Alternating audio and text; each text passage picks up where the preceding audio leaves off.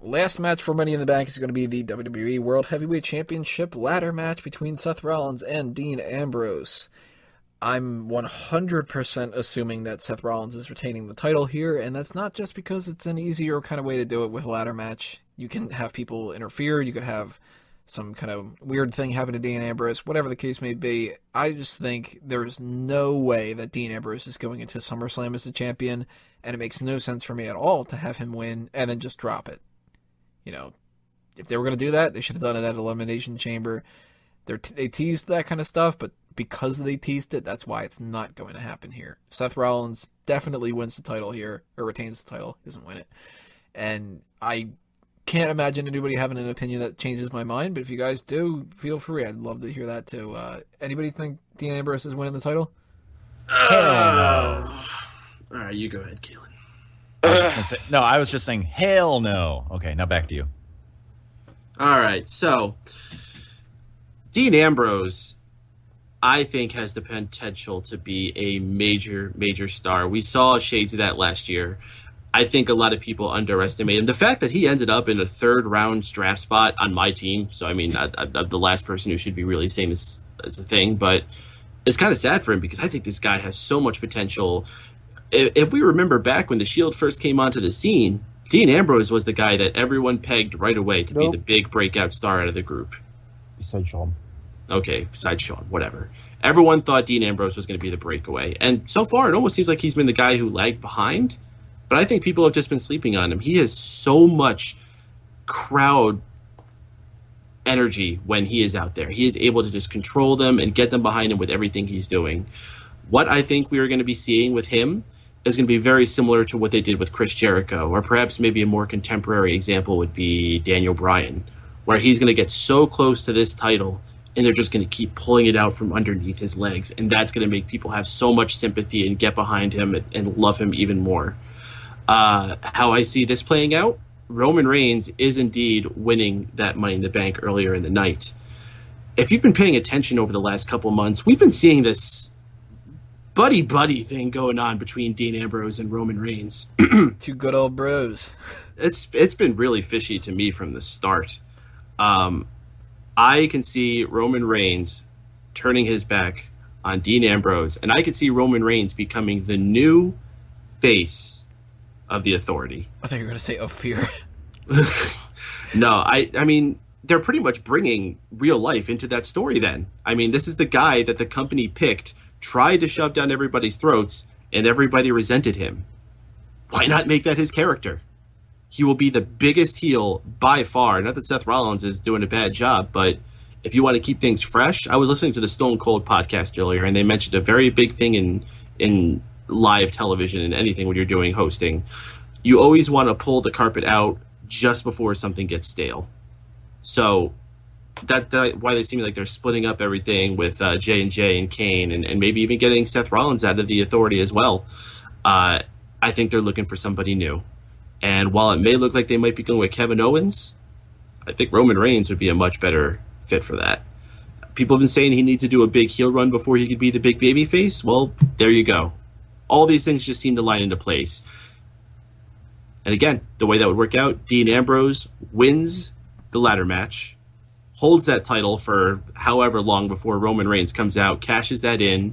Maybe he has the assistance of Kane and J&J. Perhaps even Triple H himself comes out and gives Dean Ambrose a pedigree.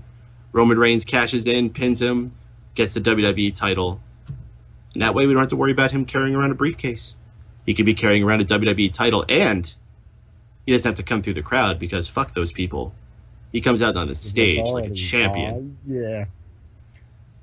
I would love that. If that all happened exactly the way you described it, I would be a very happy person.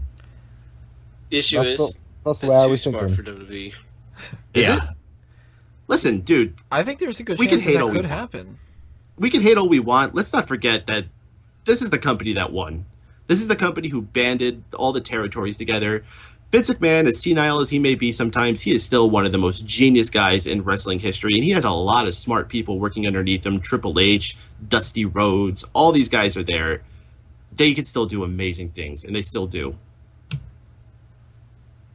I tell you what, if they did that, I think I'd be down for it. Yeah. curious though. What would you do for SummerSlam? Actually, what would you do for Triple threat. Battleground and SummerSlam?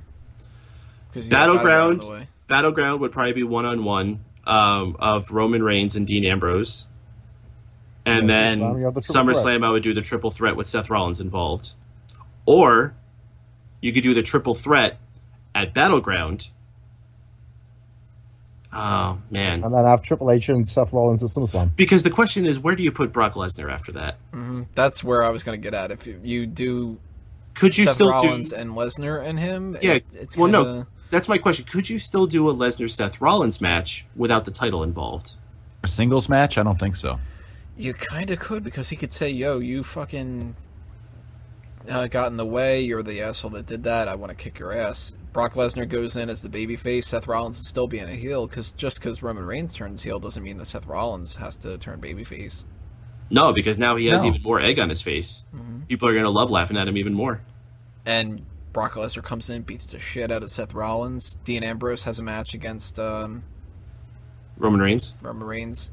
Would that be a good enough sell? Dean Ambrose versus Roman Reigns? Oh, that could totally headline. Then you have John Cena doing whatever he's doing, and if you have Brock Lesnar on the card, that could totally sell SummerSlam. Hey, what? It's a smart idea. I still reckon Seth Rollins versus Triple H at SummerSlam would be a better option than Brock and Seth. Yeah, you could do that. You could. Maybe you don't even need to bring Brock back for SummerSlam. Bring Bret. Bret Hart versus Brock Lesnar. Definitely don't do that. He flicks him and he kills over. Or, maybe they can do Brock and Kevin Owens. Oh, they'll just say, they'll do Brock and Roman Reigns and go, yeah, now we can have a rematch without any Money in the Bank fucking stipulation. That's tough, man. I'll leave the experts to figure that one out. I could see a Triple H and Rollins match making sense. That would work. Because they turned their back on him and brought in Roman Reigns and... Well, the important Seth thing is, where does J&J fall in all of this? Oh, they've become lackeys for... What are they going to do for SummerSlam? Brock Lesnar. Oh, they'll go for the tag team gold.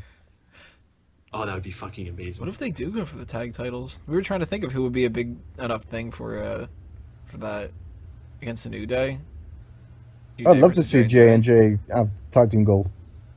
J&J versus New Day. Crazy stuff. There's a possibility here. I'm still gonna go with Seth Rollins, the safe bet, but if that happens, then kudos, Peyton. I would be up for that. It just feels right. Feels good, man. It feels good. Mm-hmm. Any other thoughts before we move on to the Fantasy League? Anybody? Yeah, I agree with Tony. I think I'm going to go with the safe bet. I'm predicting that Rollins retains somehow. But if it all played out the way that Mike says with the cash-in and everything with Roman Reigns and the heel turn, I would love that even more. The cash-in. The cash-in. Wrote. I agree 100% with Peyton. Cause that's why I wrote in the chat, is that Ambrose is going to win and then Reigns is going to leave the champ. Drew? I still go with Rollins is going to win, but it would not surprise me. Sorry, the all buzzer shows on. But it would not surprise me, after what Peyton said, if it does happen. I mean, it's interesting, so it only gives a few months of story to tell, so... You know why I'm convinced it might happen? Because Sean likes it. Oh, well, he doesn't like it enough to call them by their initials. That does work, though. I mean, clearly the reason why we do these predictions ahead of time is because it gives WWE a couple days to figure out what Sean likes, and then they can change the pay-per-view. Yeah. Tomorrow morning... They always seem to change it the way I like it. It pisses me off. Those are the opposite. We said before, after I start uploading this, usually Watchman King or More Supremo or something like that leaves a comment on the Ask Him, but you don't see behind the scenes WWE. Kevin Dunn and them are watching this at 5 in the morning too, and they're like, "Oh shit, Sean wants fucking turn heel. All right, let's get the fucking script." Yeah, fucking bullshit. They're the ones that are texting Drew. That's why you keep hearing. That's right. They're like, "Hey, did Sean say who he wants to win yet?" It's yeah, exactly. They can't wait for the upload. They just have to do it right now. Alrighty, guys. Tell us who you think's gonna end up winning the title.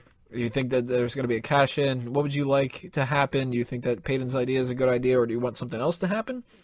Well, different theories and stuff like that, leave them in the comments below. That'll do us in for Money in the Bank. Make sure that you guys check out the coverage that we're going to do for Money in the Bank on smarkoutmoment.com. Check out the Bleacher Report articles that are going to be coming up immediately after the pay-per-view as well. Next week, we're going to do our review for it on the next episode of Smack Talk, but we have one more thing to take care of. That's the Fantasy League, so stay tuned. Click on the next part. That'll be part 11, where we're going to do our trades, our updates, and anything else that's coming our way.